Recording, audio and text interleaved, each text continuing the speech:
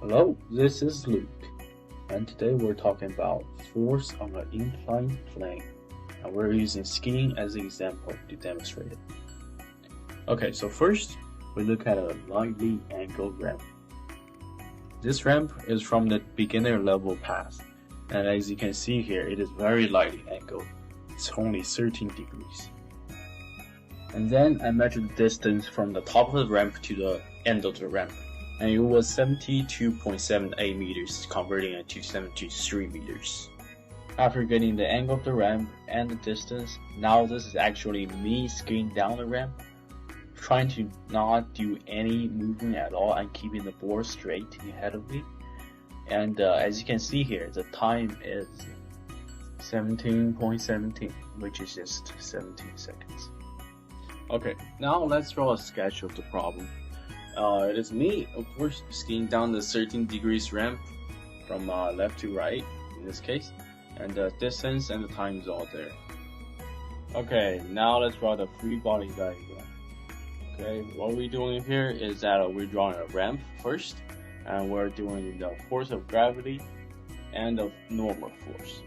Now we should just draw the horizontal and vertical force for gravity, which is Fgy and Fgx.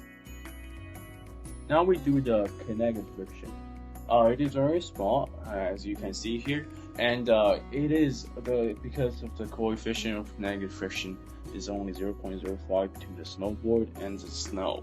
And do we have air resistance here? No, we don't really have it because it is very small and it is negligible. Okay, so what can we solve for with this information? Oh, we can solve for the acceleration, of course.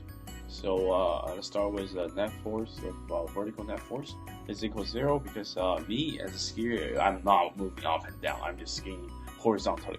Okay, so it is equal to 0. Then force of normal equals to force of gravity, vertical gravity.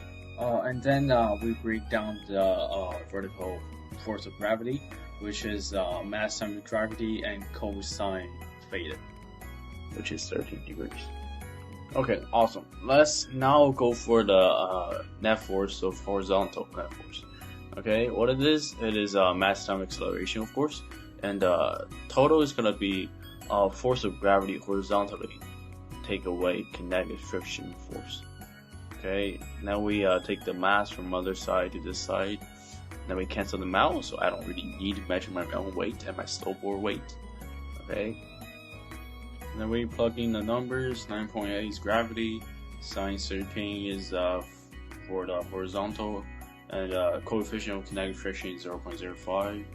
And force of normal we just taken from the formula from the vertical normal force.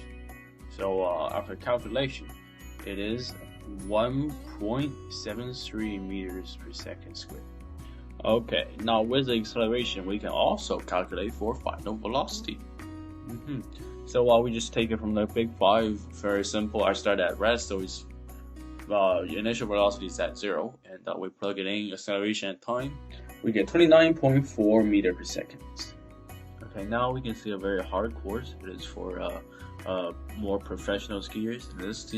This ramp is very steep, and it is total of 18 degrees. As you can see here, my friend is skiing down the ramp, and he took a total of only 15 seconds to ski down this very big ramp. Okay, now we can do the calculation. I'm not going to go into detail too much, but first we get to acceleration the same way as the last problem, and then we can get the final velocity, so we can compare it. Okay, after that, so we got a 38.4 meters per second, and it is significantly larger than the lightly angled ramp one. So in conclusion, gravity is very strong, and because of the coefficient of kinetic friction is very small, so always watch out when you're skiing down the ramp. Thank you for watching.